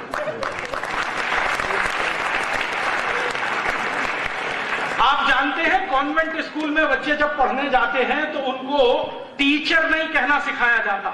वो कहते हैं ये फादर है, ये मदर है, ये ब्रदर है, ये सिस्टर है। टीचर नहीं है, फादर है, मदर है, ब्रदर है, सिस्टर है। क्यों? असली नहीं है, तो नकली से ही काम चलाना पड़ेगा, असली तो है नहीं। अब मुझे अपना सिर पीटने का मन करता है कि जो कॉन्वेंट स्कूल चलाए जाते हैं बिना माँ बाप के बच्चों के, उन कॉन्वेंट स्कूलों में अच्छे खासे माँ बाप के बच्चे पढ़ते हैं और वो गर्व से कहते हैं मेरा बेटा सेंट जोसेफ कॉन्वेंट में पढ़ता है, मेरी बेटी सेंट मैरी कॉन्वेंट में पढ़ती है। फिर मैं पूछता हूं लावारिस बच्चों के स्कूल में? तो थोड़ी देर के लिए परेशान हो जाते हैं। फिर जब मैं उनको डिक्शनरी खोल खोल के दिखाता हूं, पढ़ पढ़ के सुनाता हूं, तो कहते राजीव भाई क्या करें, अच्छी शिक्षा देनी है तो मजबूरी का कुछ समझौता करना है। मैं उनसे कहता हूं कि आप क्या समझौता कर रहे हैं, जरा सोचो तो सही। हमारे भारत की परंपरा है कि किसी भी बेटे या बेटी की दो माताएं हो सकती हैं, बाप दो नहीं होते। आप जानते हैं भारत की परंपरा, भगवान कृष्ण की दो माताएं, एक ने जन्म दिया, एक ने पाला। भगवान राम की तीन माताएं, कैकेयी, सुमित्रा, अतिरिक्त माता, मूल माता कौशल्या। आप पुराने जमाने से ढूंढना शुरू करो तो हर एक महान व्यक्ति की दो तीन माताएं मिल जाएंगी। राणा प्रताप की दो माताएं, एक पन्ना धाय जिसने दूध पिलाया और एक असली मां जिन्होंने जन्म दिया। शिवाजी की दो माताएं। तो भारत में ऐसी परंपरा हजारों साल से है, माताएं दो हो सकती हैं, तीन हो सकती हैं, बाप एक ही होता है। लेकिन कॉन्वेंट स्कूल में पढ़ने वाले बच्चों के दो दो बाप होते हैं।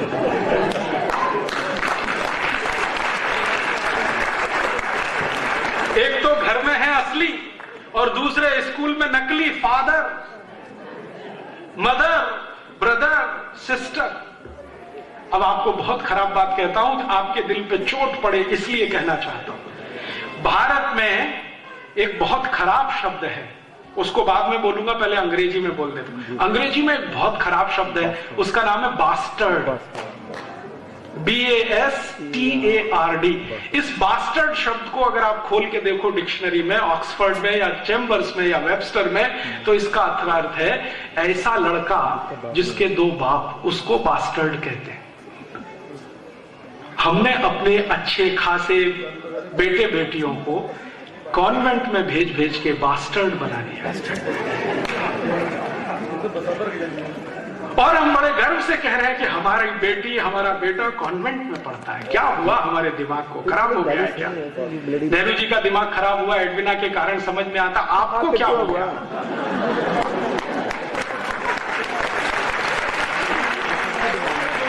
आप ये क्यों फंसे हैं चक्कर में?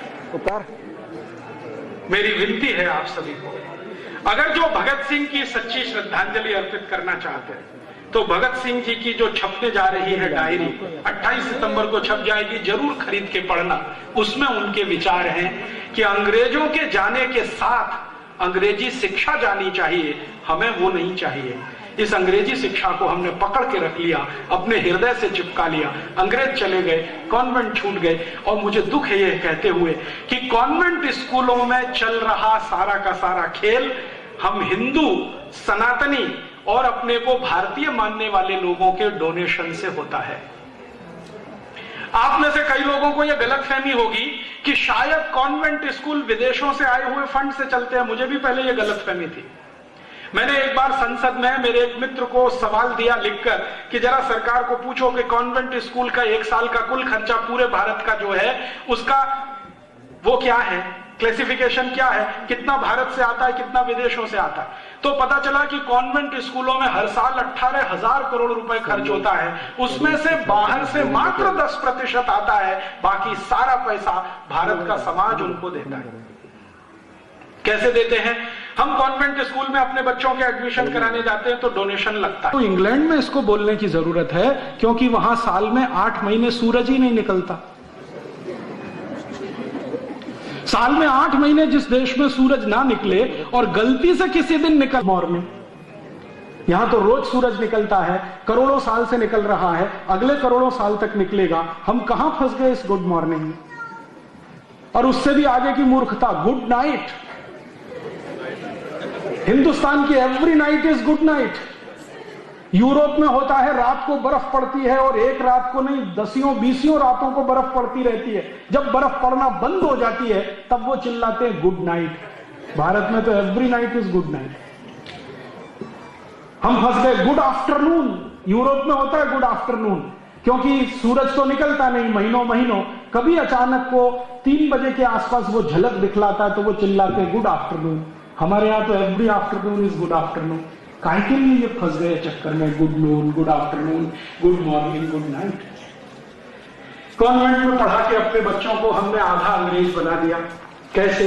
बच्चे जो कॉन्वेंट में पढ़ते हैं उनके पिताजी का नाम है रामदयाल, माताजी का नाम है गायत्री देवी, बेटे का नाम हो गया टिंकू।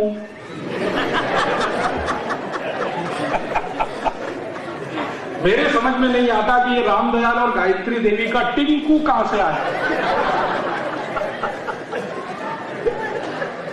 टिंकू का अर्थ समझते हैं? फिर से डिक्शनरी खोली ऑक्सफोर्ड की, वेबस्टर की। टिंकू का अर्थ है आवारा लड़का।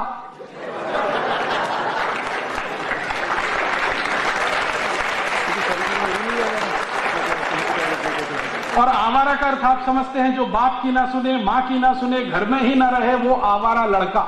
सीधा साधा भोला भाला आपका बेटा, आप उसको टिंकू टिंकू टिंकू टिंकू बोल बोल के ही बनाने वाले हैं आवारा। और ये टिंकू अकेला नहीं है, इसके साथ बबली भी है। बबली, डिंपल, ट्विंकल, बबली, डबली, डबलू, बबलू, पता नहीं कहां कहां से विचित्र नाम ये लाला के अपने अपने घर में रखना शुरू कर। हमारा पता है क्या हुआ? पहचान ही खत्म हो गई। रामदयाल की पहचान है, गायत्री देवी की पहचान है, टिंकू की क्या पहचान है जरा बताइए। रामदयाल गायत्री देवी की पहचान है, बबली डबली की क्या पहचान है, बबलू डबलू की क्या पहचान है। हम लोग इतने मूर्खता में फंस गए, ये सब में अपने जीवन को फंसा दिया। कैसे विचित्र हम हिंदुस्तानी हो गए हैं। हम हिंदुस्तानी ऐसे हो गए हैं कि गाय का कत्ल हो, खून भी नहीं खौलता, पानी हो गया, कुत्ते पाल पाल के रोज सवेरे सवेरे सैर करने जाते हैं। हाँ, मैंने देखा है ये टिंकू पिंकू बबलू डबलू के जो अम्मी पप्पा है ना, मम्मी पप्पा, ये कुत्तों को सवेरे लेके सैर कराने जाते हैं। और मैंने कई ऐसी मम्मियों को देखा है जो अपने घर के बेटे या बेटी को गोद में नहीं उठा सकती, उसको आया उठाएगी, वो कुत्ता लेके सवेरे सवेरे सैर पे जाएगी। हाँ, कुत्ते का पिल्लू बांध के सवेरे जाएगी सैर पर। अपने घर के पिल्लू को नाश्ता देने के लिए भी फुर्सत नहीं है, क्योंकि उसको कुत्ता टहलाने के लिए लेके जाना। और वो कुत्ता जात का ही ऐसा है, जहां टांग उठाए वहीं शू कर दे, कोई मैनर्स नहीं, कोई सभ्यता नहीं, कोई संस्कृति नहीं, उसको पकड़ पकड़ के नहीं। और वो कुत्ता भी बड़ा विचित्र है, देख के ही करता है। आपकी कार को देखेगा, चारों तरफ चक्कर लगाएगा, जो कार का पहिया सबसे अच्छा दिखाई देगा उसी पे काम उठाएगा।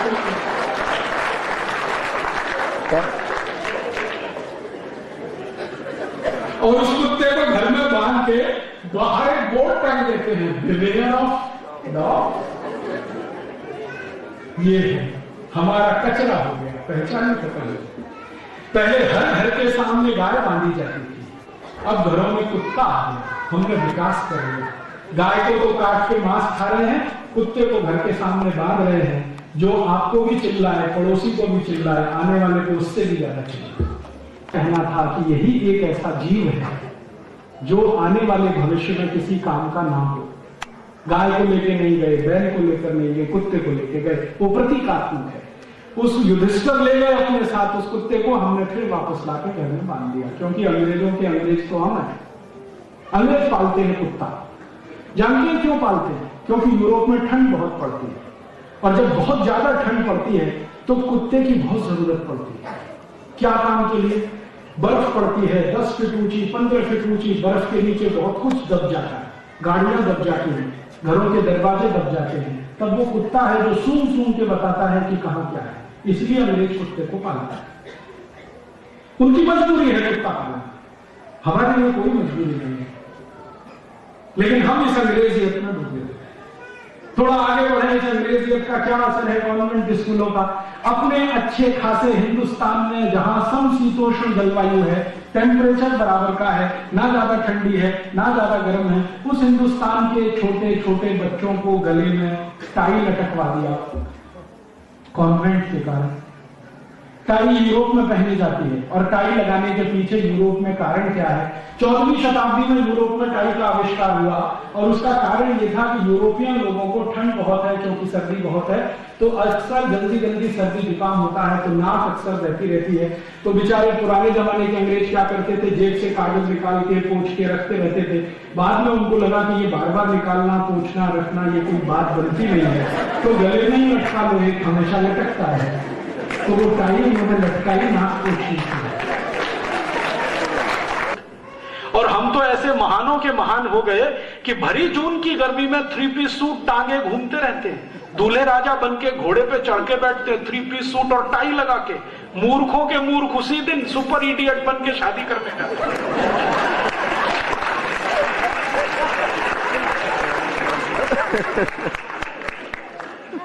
किसी को मैं पूछता हूं, भैया ये शादी का दिन है, इडियट क्यों बन रहे हो?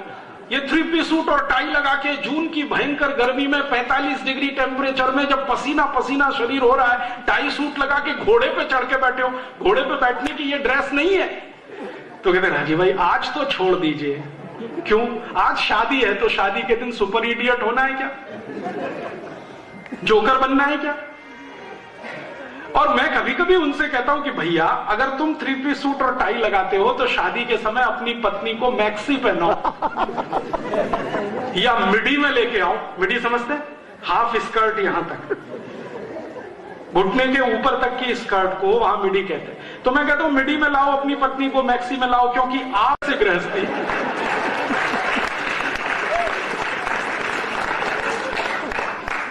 पत्नी को साड़ी में ही लाएंगे और पतिदेव 3 पीस सूट और टाई पहन के आएंगे, मूर्खों के मूर्ख।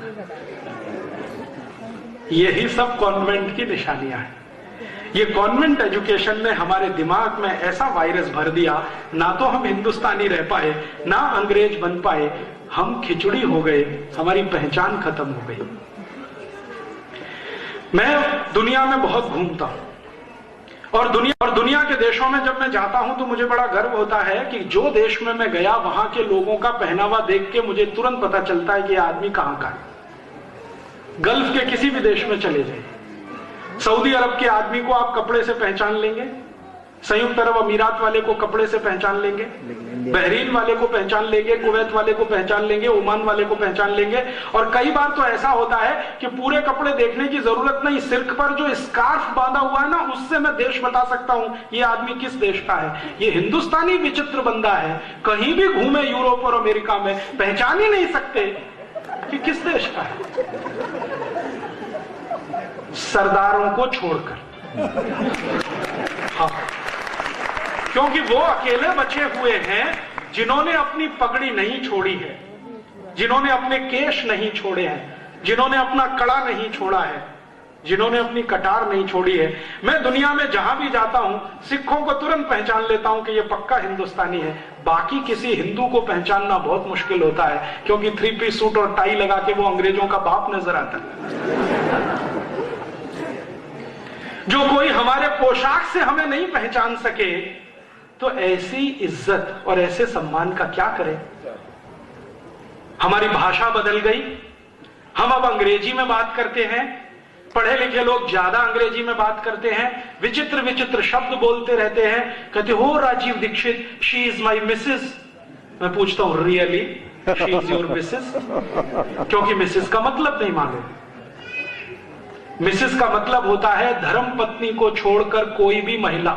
जी जी, एग्रीड सर, एग्रीड। मैं आपको सच बता रहा हूं, जोक नहीं है ये।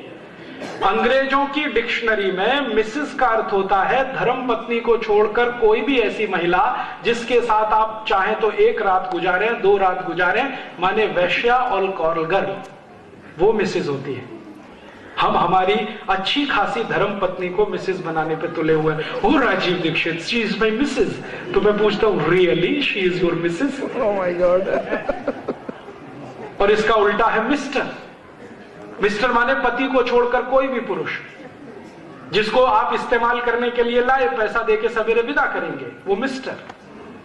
हम अपने धर्म पति को मिस्टर बनाते हैं, धर्म पत्नी को मिसेस बनाते हैं, बिना सोचे समझे अंग्रेजों की नकल करके अपने को अंग्रेजों से बड़ा सिद्ध करने की कोशिश करते हैं। बच्चों को बचपन से बड़ा करते हैं, उनको कविताएं भी सुनाते हैं तो अंग्रेजी में twinkle twinkle little star how I wonder what you are. उन बच्चों को पूछो भैया इसका मतलब क्या है, मालूम नहीं। Twinkle twinkle little star how I wonder what you are, मतलब मालूम नहीं है। रटा रटा के उसको तोता बना दिया, पोपट। कभी कभी कुछ बच्चे आते हैं, rain rain go away come again another day little baby wants to play. फिर मैं उनसे पूछता हूं मतलब मालूम है इसका क्या? रेन रेन गो अवे माने बारिश तुम चली जाओ, कभी भी मत आओ क्योंकि मुझे खेलना है। भगवान ने अगर सुन लिया तो आप बोल रहे हैं रेन रेन गो अवे, बारिश तुम चली जाओ चली जाओ चली जाओ, कभी भी मत आओ। भगवान ने सुन लिया बारिश आएगी नहीं, भूखे मर जाएंगे आप सब। ऐसी उल्टी उल्टी कविताएं क्यों सिखा रहे हैं? Rain rain go away come again again other day. तो आप बोलेंगे जी कौन सी कविताएं सुनाएं? क्या पंजाबी में कोई कविता नहीं है? हिंदी में नहीं है? मराठी में नहीं है? मराठी की एक कविता मुझे याद आती है, बता देता हूं। ये रे पाऊसा तुला दे तो पैसा, पैसा झाला खोटा पाऊस आला मोटा। माने बारिश तुम जल्दी जल्दी आओ, जल्दी जल्दी आओ, ज्यादा ज्यादा आओ, मैं तुमको पैसा दूंगा। ऐसी कविता है मराठी की। ऐसी ही होगी कोई पंजाबी में, ऐसी ही होगी हिंदी में, जिसमें बारिश को हम बुला रहे हैं। रेन रेन गो अवे नहीं सिखा रहे हैं, बारिश तुम चली जाओ। हमारा दिमाग पता नहीं कहां चला गया। ऐसी मूर्खता की कविताएं बच्चों को सिखाते हैं, मूर्खता के स्टेटमेंट उनको बताते हैं। बच्चों को बोलना सिखाते हैं, मम्मी बोल, मां मत बोल, मम्मी बोल। मम्मी का मतलब है मरा हुआ, MUMMY, मम्मी माने मरा हुआ।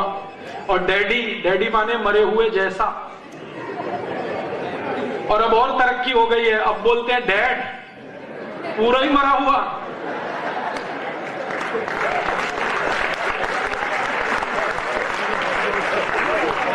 कितना सुंदर शब्द है मां, कितना सुंदर शब्द है पिता। तो मां, पिता, माताजी, पिताजी सब छोड़कर मम्मी, डैडी, मॉम, डैड, मम्मा, पता नहीं कहां कहां। मम्मा बोलने में गर्व है, अम्मा बोलने में शर्म है। अक्सर मैंने घरों में देखा बच्चों को मम्मा बोलेंगे, कहो अम्मा बोलो, शर्म आती है। मम्मा का ही कोई मतलब नहीं है, ना अंग्रेजी में है, ना फ्रेंच में है, ना जर्मन में है, ना इटालियन में है। दुनिया की किसी भाषा में मम्मा शब्द ही नहीं है। और हमारे घरों के बच्चे मम्मा मम्मा मम्मा मम्मा, और मम्मा भी जवाब देती रहती है, हाँ ठीक है बेटा बोल।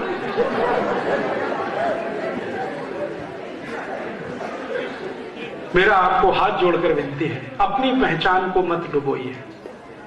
दुनिया में जिनकी पहचान खत्म हो जाती है उनका सब कुछ खत्म हो जाता है। दुनिया में हर देश अपनी पहचान के लिए लड़ता है, चाहे वो छोटा सा इराक हो या ईरान हो या सऊदी अरब हो या फ्रांस हो या जर्मनी हो या स्वीडन हो या स्विट्जरलैंड हो या डेनमार्क हो।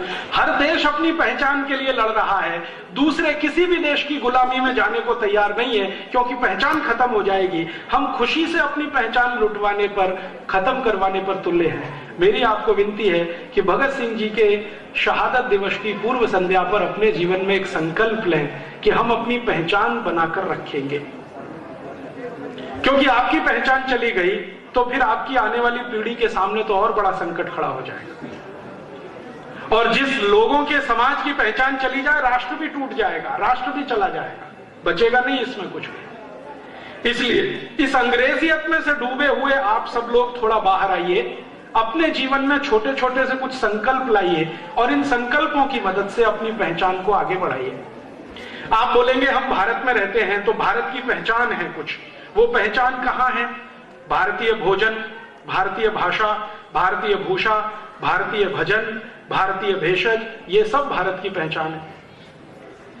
मेरा कहने का मतलब यह है कि जहां भी संभव हो अपनी पहचान मत खोइए, भारतीय भोजन के स्तर से शुरू करिए, अपनी पहचान वापस लाइए। माने भारतीय भोजन ही अपने परिवार में और अपने जीवन में अपनाइए। ये जो अंग्रेजियत का भोजन है, pizza, burger, hot dog, cold dog, chowmein, इसमें कहां फंस गए आप लोग? और आप जानते हैं ये pizza, burger, hot dog, cold dog सब बनते हैं गाय के मांस से या सुअर के मांस से? लेकिन यहाँ तो होता ही नहीं है, क्योंकि इसको बनाने वाली जो कंपनी है मैकडोनल्ड और एक है केंटकी फ्राइड चिकन, ये दोनों कंपनियां ओपनली बोलती हैं कि पिज्जा और बर्गर हम बनाते हैं सुअर के मांस से, और उनकी जो बनती है ना मैगी और चाउमीन, वो बनाते हैं गाय की चर्बी के निकाले हुए रस से। अब एक तरफ आप बोलो गौ माता की जय और दूसरी तरफ खाओ पिज्जा, बर्गर या हॉट डॉग, या दूसरी तरफ खाओ चाउमीन, तो गौ माता कैसे जय होने वाली है?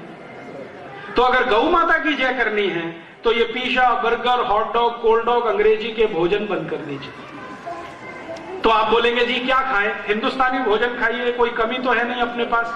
आप कहेंगे जी हिंदुस्तानी भोजन में फास्ट फूड, हिंदुस्तान में सिवई से बड़ा फास्ट फूड क्या हो सकता है? तुरंत तैयार होती है, कम से कम मैगी से तो अच्छी है। दूध में सिवई बना के खिलाइए, खुद खाइए, बच्चों को खिलाइए। पराठा है, पूड़ी है, सब्जी है, रायता है, अचार है, सब्जियां, पता नहीं क्या क्या है हमारे यहाँ। अगर बहुत ज्यादा आपको चाहिए कुछ ऐसी चीज तो दक्षिण भारत के व्यंजन ले लीजिए। इडली है, सांभर है, रसम है, उत्तपम है, जो 10-15 मिनट में तैयार होते हैं। भारतीय भोजन मत छोड़िए। अगर आपने भारतीय भोजन छोड़ा तो क्या होगा? अंग्रेजियत का भोजन आपको मुफीद नहीं आएगा, क्योंकि अंग्रेजियत का भोजन उनके हिसाब से है जहां ठंड बहुत पड़ती है, -20 डिग्री सेंटीग्रेड हो जाता है तापमान। वो पिज्जा बर्गर खाएं तो उनको चलेगा। आप यहाँ +20 डिग्री सेंटीग्रेड वाले पिज्जा बर्गर खाएंगे तो कोलेस्ट्रॉल बढ़ेगा, हार्ट अटैक आएगा, डायबिटीज होगी, अर्थराइटिस होगा, वजन बढ़ता ही चला जाएगा। थोड़े दिन में आप परेशान हो जाएंगे कि आप क्या करें। पंजाब इस बात का ध्यान रखे, क्योंकि पंजाब हिंदुस्तान में अकेला पहला प्रदेश है जहां जरूरत से ज्यादा वजन बढ़ रहा है लोगों का। हर दूसरा पंजाबी ओवरवेट है इस समय, हर दूसरा पंजाबी ओवरवेट है। और ये ओवरवेट होने का सबसे बड़ा कारण है pizza, burger, hot dog, cold dog, chow mein, double रोटी, पाव रोटी जो आपके घर में अक्सर नाश्ते पे खाई जाती है। ये डबल रोटी, पाव रोटी आप जानते हैं सबसे ज्यादा तकलीफ देती है वजन बढ़ाने में। माने वजन बढ़ाने में सबसे ज्यादा मदद करती है पाव रोटी और डबल रोटी। मत खाइए इसको। तो भारतीय भोजन करिए। भारतीय भाषा माने पंजाबी आपकी मातृभाषा, इसका सदुपयोग करिए। ज्यादा है तो हिंदी उपयोग करिए, और ज्यादा है तो संस्कृत उपयोग करिए। ज्यादा अंग्रेजी में मत फंसिए, और फालतू अंग्रेजी तो कभी भी मत बोलिए। दूसरों पर रौब झाड़ने के लिए अंग्रेजी तो बिल्कुल मत बोलिए, क्योंकि ये गुलामों की भाषा है।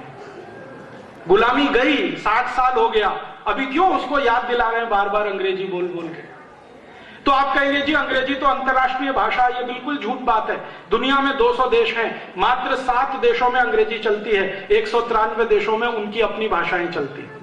फ्रांस में फ्रेंच है, जर्मनी में जर्मन है, स्वीडन में स्वीडिश है, हॉलैंड में डच है, रूस में रशियन है, जापान में जापानीज है, चीन में चाइनीज है। सब देशों की अपनी भाषा है। और इन देशों में मैं सब जगह देख के आया, उनकी शिक्षा जीवन में छोटे से लेकर उच्चतम सब मातृभाषा में है। आपको मालूम है रूस के सभी मेडिकल कॉलेज रशियन में काम करते हैं। रूस के इंजीनियरिंग कॉलेज में रशियन पढ़ाया जाता है। फ्रांस के इंजीनियरिंग कॉलेजेस में फ्रेंच में पढ़ाया जाता है। फ्रांस के मेडिकल कॉलेज में फ्रेंच में पढ़ाया जाता है। वहां के जो मैनेजमेंट के इंस्टीट्यूशंस हैं वो भी फ्रेंच में पढ़ाते हैं। फ्रांस मुश्किल से 5 करोड़ लोगों का देश है, लेकिन कभी भी अपनी भाषा नहीं छोड़ता। हम 110 करोड़ वाले अपनी भाषा क्यों छोड़ बैठे? खुमारी लाइए मन में भाषा के प्रति। भाषा मत छोड़िए अपनी, भाषा मत छोड़िए, भोजन मत छोड़िए अपना, भजन मत छोड़िए अपना। भारतीय भजन, ये रैप म्यूजिक, पॉप म्यूजिक कहां फंस गए इसमें? रैप डांस, पॉप डांस, मुझे तो समझ में नहीं आता उसमें डांस है कि एक्सरसाइज है। कभी टांग इधर उठा दिया, कभी इधर उठा दिया, कभी हाथ ऐसे कर दिया, कौन सा डांस उसमें हो रहा है?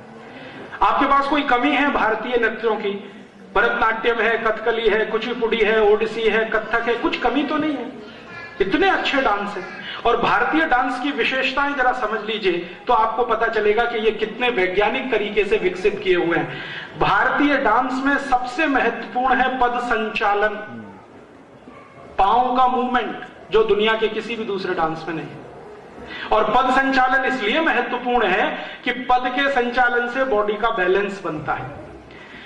भरतनाट्यम, कुचिपुड़ी, कथकली और थोड़ा कथक में आए, इनकी भाव भंगिमाओं को देखें तो अगर महिलाएं इस डांस को कर रही हैं तो जीवन पर्यंत निरोगी रहने की आश्वस्ति है, गारंटी है।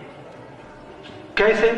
भरतनाट्यम की मुद्रा देख लीजिए, पांव को जिस तरह से रखा जाता है, जिस तरह से हमारे देश की माताएं बहनें भरतनाट्यम में अपने पांव को संचालित करती हैं, एक डॉक्टर होने के नाते मैं आपको कहता हूं, वो सभी माताओं के गर्भाशय को सबसे ज्यादा फ्लेक्सिबल बनाता है पद संचालन। और मां का गर्भ स्थान सबसे महत्वपूर्ण है क्योंकि उसी में से जीवन आगे बढ़ता है। वो जितना फ्लेक्सिबल होगा, मां की आने वाली संतान उतनी अच्छी होगी। तो सारे डांस का पद संचालन गर्भाशय के मूवमेंट से है। बहुत रिसर्च है इस पर भारत में। यूरोप का पद संचालन तो पता नहीं किस तरह का है, ये अमेरिका का तो और भी विचित्र है। तो अपने डांस मत छोड़िए, अपने भजन मत छोड़िए, अपनी भूषा मत छोड़िए, अपनी भाषा मत छोड़िए, अपना भोजन मत छोड़िए, अपनी औषधि भी मत छोड़िए। औषधि से मतलब भारत में है तो भारतीय औषधियों का उपयोग करिए, क्योंकि भारतीय औषधियों का उपयोग जो है वो आपके लिए मुफीद है। कारण हम जहां रहते हैं वहां समशीतोष्ण जलवायु है, इसका ध्यान रखिए। यूरोप और अमेरिका वाले जहां रहते हैं वो वहां बहुत ठंड है, वहां दो ही मौसम होते हैं, ठंड और भयंकर ठंड, गर्मी नहीं आती वहां पे। ब्राजील और मैक्सिको की तरफ चले जाए ना तो वहां भी दो ही मौसम है, बारिश और भयंकर बारिश। ब्राजील और मैक्सिको में 8-8 महीने बारिश होती रहती है, रुकती नहीं है, टॉरेंशियल रेन। तो वहां बारिश और भयंकर बारिश। यूरोप में ठंड और भयंकर ठंड। अगर अफ्रीका में चले जाइए तो गर्मी और भयंकर गर्मी। किसी भी देश में तीसरा मौसम ही नहीं है। ये भारत अकेला देश है जहां 6 मौसम है और 16 क्लाइमेटिक जोन्स है। दुनिया में विचित्र है ये देश। भारत के बारे में तब मुझे ज्यादा पता चला जब मैंने विदेशों में घूमना शुरू किया। भारत में आप दुनिया का कोई भी मौसम देखना चाहें तो इस देश की सीमा में ही है। आपको स्विट्जरलैंड की बर्फ देखनी है, जम्मू कश्मीर में आ जाइए। आपको ब्राजील और मैक्सिको की बारिश देखनी है तो चेरापूंजी में आ जाइए। अगर आपको ऑस्ट्रेलिया और न्यूजीलैंड का दलदल देखना है तो उड़ीसा और बंगाल में आ जाइए। अगर आपको अफ्रीका का रेगिस्तान देखना है, सहारा, तो जैसलमेर में आ जाइए। अगर आपको चिलचिलाती हुई धूप देखनी है तो कर्नाटक में कुर्ग आ जाइए। आपको दुनिया के सबसे अच्छे सुनहरे जंगल देखने हैं तो डेक्कन के ट्रैप पर आ जाइए। सब कुछ इस देश में है। मुझे यह समझ में आया दुनिया के 16 क्लाइमेटिक जोन्स इस देश में हैं, बाकी सभी देशों में 2 या 3 ही क्लाइमेटिक जोन्स हैं। इसलिए शायद भगवान को भी भारत में जन्म लेने की इच्छा रहती है।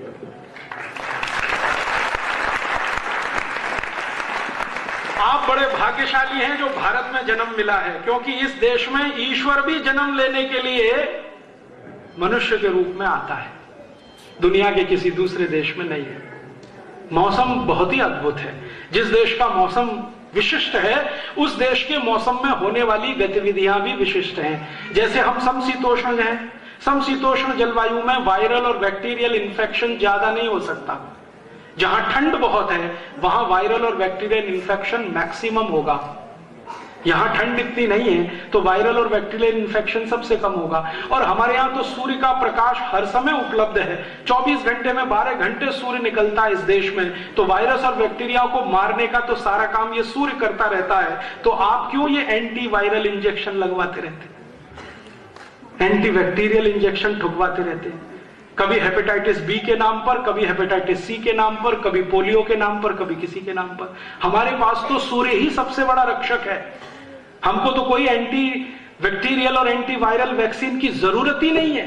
भगवान ने ही हमारी सुरक्षा व्यवस्था करके भेजी है। हम अंग्रेजों की नकल कर करके ठुकवा रहे हैं, कभी ये वैक्सीन, कभी वो वैक्सीन, कभी, और उसी में से दुष्परिणाम आ रहे हैं। और वो दुष्परिणाम है कि आपको जिंदगी में जो रोग कभी होने नहीं चाहिए वो 20-20, 25 साल की उम्र में शुरू हो रहे हैं। अभी 25 साल के लड़के लड़कियों को मैं देखता हूं, कार्डियक अरेस्ट हो रहा है, हार्ट अटैक हो रहा है, अर्थराइटिस हो रहा है, घुटनों का दर्द हो गया, कमर का दर्द हो गया। 20-25 साल में ये रोग कहां से आए? क्योंकि आपको जो इंजेक्शन ठोके गए हैं बचपन से, जिनकी आपको जरूरत नहीं है, उनके दुष्परिणाम। तो मेरी आपको विनती है कि भारत में रहते हैं तो भारत की जलवायु को ध्यान में रखकर अपनी चिकित्सा व्यवस्था करिए। तो आप बोलेंगे जी भारत की चिकित्सा व्यवस्था हम तो जानते नहीं है, पढ़ लीजिए, जानने में आ जाएगी। भारत की चिकित्सा व्यवस्था का नाम है आयुर्वेद। यूरोप और अमेरिका की चिकित्सा व्यवस्था का नाम है एलोपैथी।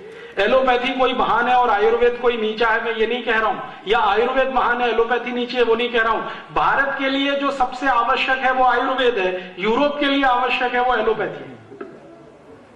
उनको उनका मुबारक, आप अपना देखिए।